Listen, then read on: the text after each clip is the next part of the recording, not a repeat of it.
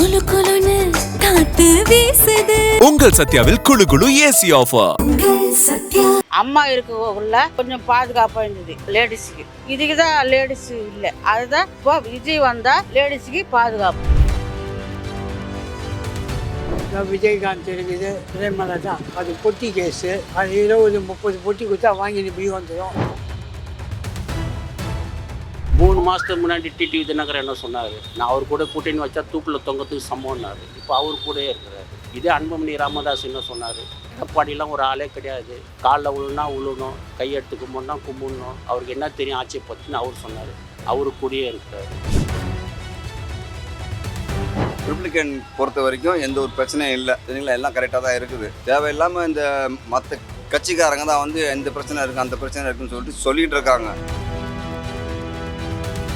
ஒரு படத்தில் நடிக்கிறாருனாக்கா அவர் வந்து சிஎம் ஆட முடியாது. வந்து நின்று ஒன்று சிஎம் ஆட. அவர் ரசிகர்கள் மட்டும் சின்ன சின்ன பசங்க போடுவாங்க, அவ்வளோதான். வேற யாரும் போட முடியாது. என்னுடைய பார்வையில் விஜய் வந்து ஓட்டை வந்து பிரிக்கிற மாதிரி தான் எனக்கு தோணுது. என்னுடைய பார்வையில் ஒரு பிஜேபிக்கு சப்போர்ட்டாக இருக்கிற மாதிரியும். சீமா அவன் ஒரு நுரத்தல்ல வாயா, அவன்லாம் பைத்தியக்கார மாதிரி பேசுவான். நாய் கோழிக்கிற மாட்டான். இங்கே 1 மணி 2 மணி தனியாக பெண்கள் போயிட்டு வந்துட்டு கொண்டு இருக்கிறாங்க. பாதிப்பு எந்த பாதிப்பும் கிடையாது. நல்லபடியாக தான் போயிட்டு வராங்க, நல்லபடியாக தான் இருக்கிறாங்க.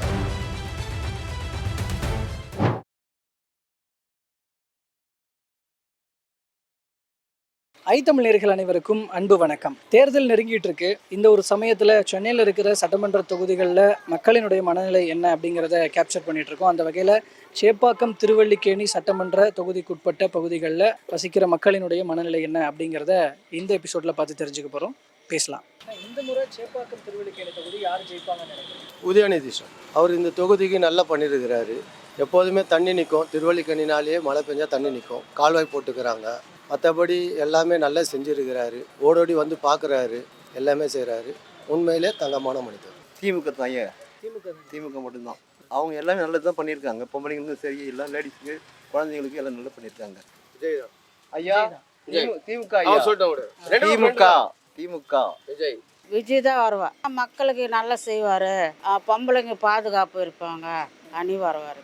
டிஎம்பி கூட்டணி எந்த ஆட்சியிலும் இல்லாமல் இந்த வாட்டி மக்களுக்காக மாதம் லேடிஸுங்களுக்கு 1000 ரூபா கொடுக்குற குடும்ப தலைவர்களுக்கு. ரெண்டாவது வந்து ஜாதி கலவரம், மத கலவரம் எதுவும் பெரும்பாலும் இல்லை. முழுக்க திராவிட ஆட்சி தான் ஓடிட்டு இருக்குது.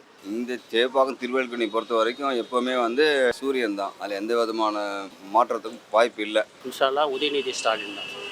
காரணம் என்னன்னாக்கா, அவர் 5 வருஷத்தில் வந்து எல்லாருமே நல்லா பண்ணியிருக்கிறார். அதாவது பாகுபாடு இல்லாமல் ஓட்டு போட்ட மக்களுக்கும் சரி, ஓட்டு போடாத மக்களுக்கும் சரி, எல்லாத்துக்கும் பாகுபாடு இல்லாமல் நல்லபடியாக செஞ்சுருக்கிறாரு. எனக்கு தெரிஞ்சு உதயநிதி ஸ்டாலின் மக்களுக்கு நல்லா சேவை செஞ்சுருக்காரு. இங்கே வந்து செல்வாக்கு அங்கே திமுக தான். சிறுபான்மை மக்களை நல்லா ஆதரிக்கிறாங்க. இந்த முறை அதிமுக டஃப் காம்படிஷன் கொடுக்கும் அப்படின்னு சொல்றாங்க. கண்டிப்பாக அதெல்லாம் கிடையாது சார். நிச்சயமாக இந்த தொகுதியை பொறுத்தவரையிலையும் டிஎம்கே நிச்சயமாக வெல்லும். ஆதி ராஜாராம்லாம் வந்து அப்போதைக்கு இல்லை. இப்போ வந்து இவர் தான், உதயநிதி ஸ்டாலின் தான். அதே மாதிரி மயிலையில் தாவேலு வருவார் கண்டிப்பாக. 2 தொகுதி சொல்லிட்டேன். ஓ சூப்பர். 2 தொகுதியும் அதெல்லாம் வராது. சும்மா ஆட்சிக்கலாம் ஒன்றும் வராது. 120 தொகுதி 2 பேருமே பெரும்பாலும் காமிக்க முடியாது. அப்போ இந்த முறை ஒரு மாற்றம் வரும்ன்றீங்களா? மாற்றம் வரும். விஜயகாந்த் இருக்குது பிரேமலா தான். அது பொட்டி கேஸு. அது 20-30 பொட்டி கொடுத்தா வாங்கி போய் வந்துடும். ஐயோ அதெல்லாம் நடிக்காது. யாரும் பார்க்க மாட்டாங்க. அம்மா இருக்கக்குள்ள கொஞ்சம் பாதுகாப்பாக இருந்தது லேடிஸுக்கு.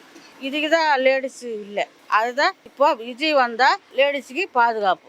அதிமுக வந்து பாஜகவில் சேராமல் இருந்திருந்தா அதுக்கு வந்து 80% சான்ஸ் இருக்கு. அதிமுக இருந்து அந்த பாஜக போனதுனால வந்து சான்ஸ் ரொம்ப ரொம்ப கம்மி. 20% தான் இருக்கு.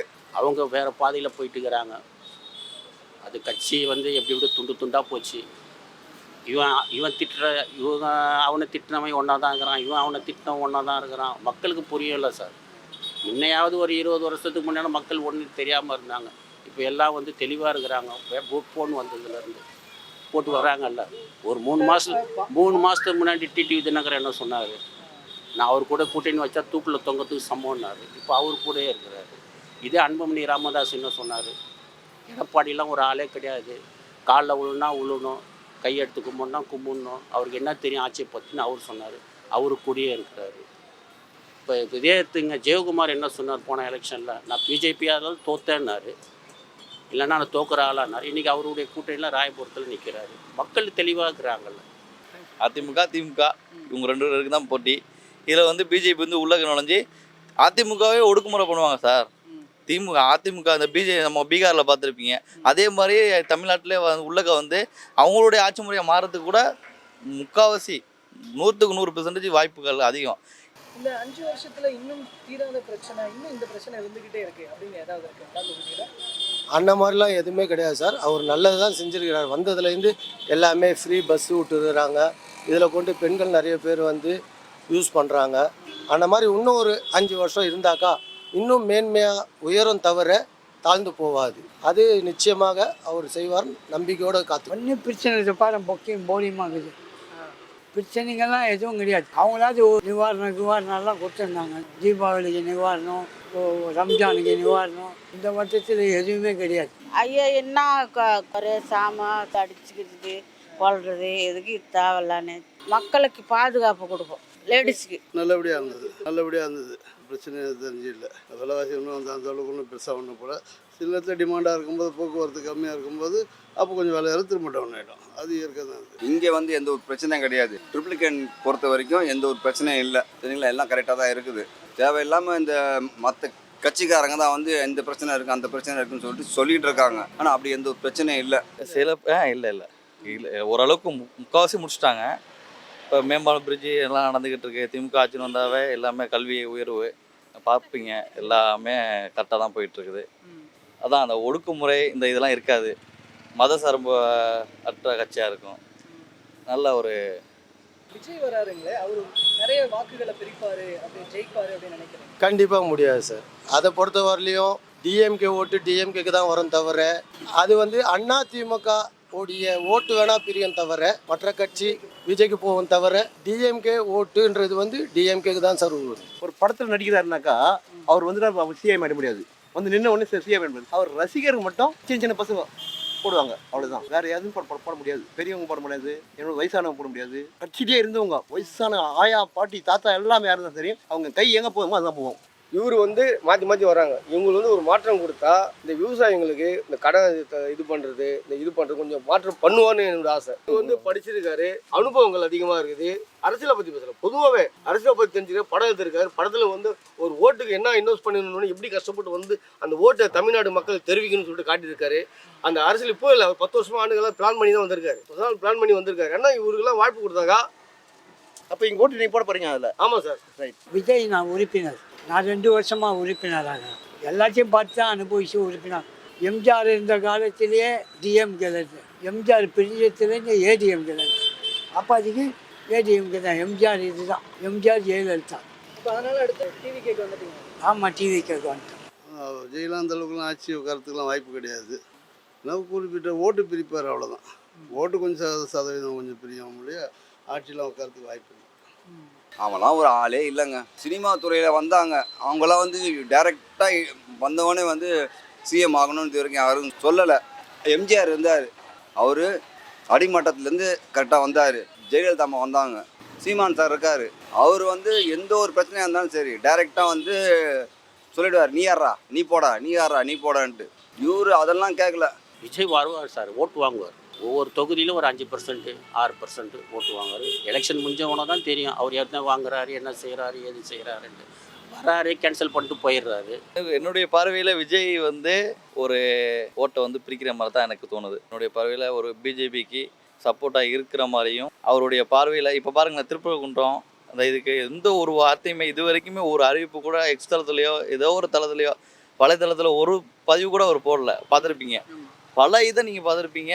அவர் வந்து பிஜேபிக்கு சொல்லவே இல்லை, திமுகவுக்கு மட்டும்தான் அகேன்ஸ்டாக போயிடுறாரு. அதிமுக கூட பெருசாக நீங்கள் பார்த்துருப்பீங்க, எல்லா மீட்டிங்லையும் பார்த்துருப்பீங்க. அதிமுக ஒரு இது கூட கிடையாது. அவர் வந்தாலும் 4-5 தொகுதி தான் வாய்ப்பு இருக்குது மேக்ஸிமம். சீமான் பற்றி என்ன நினைக்கிறீங்க? சீமான்லாம் அவ்வளோ பற்றிலாம் நம்மளுக்கு இங்கே இல்லை சார். எதுவும் வர்றதுக்கு சான்ஸு கிடையாது. சீமான் வந்து அவர் பேசிட்டே தான் இருப்பார். எப்பவுமே பேசுகிறவர், கையை நீட்டி மட்டும் தான் பேசுவார், பேசிட்டே இருப்பார். அவரும் அது ஒரு 2 சீட்டு வருவார். அதிமுக வந்து அது வந்து 2 பட்டு 3 பட்டு போயிடுச்சு சார். அது வந்து நம்ம சொல்கிறது எதுவும் இல்லை சார். ஓபிஎஸ் இபிஎஸ் அது இது மாதிரியா பண்ணிட்டாங்க, குலாப்ஸ்மா ஆயிடுச்சு. அது பேச வாய்ப்பே கிடையாது சார். சீமான் வந்து கரெக்டாக இருக்காரு. பட் இருந்தாலும் விவசாயிங்களுக்கு லோன் பண்ணுறது, இது பண்ணுறது, விவசாயத்தை பற்றி பேசுறது எதுவுமே கிடையாது. சின்னமாக விவசாயம் சின்ன வாங்கிட்டாரு, விவசாயம் என்னன்னே தெரியாது அவருக்கு போகுது. இதான் சொல்ல வரேன். சீமா அவன் ஒரு நுரத்தள்ள வாயா, அவன்லாம் பைத்தியக்கார மாதிரி பேசுவான். அதை விட திருமாவளவன் பேச்சு தெளிவான பேச்சு, தெளிவாக இருக்கும் பேச்சு. சீமான் பேச்செல்லாம் நாய் கொலிக்கிற மாதிரி தான், லோட்டு லோட்டு.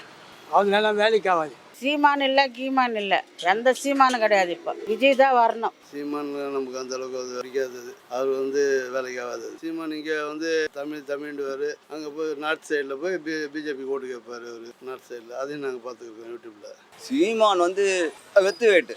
அதாவது நீங்கள் ஆட்சி ஆள்றீங்கன்னா மெயின் பிரச்சனை என்ன வேணால் சொல்லலாம், இந்த பொம்பளைங்க விஷயத்தில் கரெக்டாக இருக்கணும். சீமான் அந்த மாதிரி இல்லை சார், ஓட்டு வாங்குவார். ஆனால் இந்த வாட்டி வந்து கம்மியாக வாங்குறதுக்கு சான்ஸ் இருக்குது விஜய் வந்ததால். சீமான் வந்து சீமான அதே மாதிரி தான் சார்.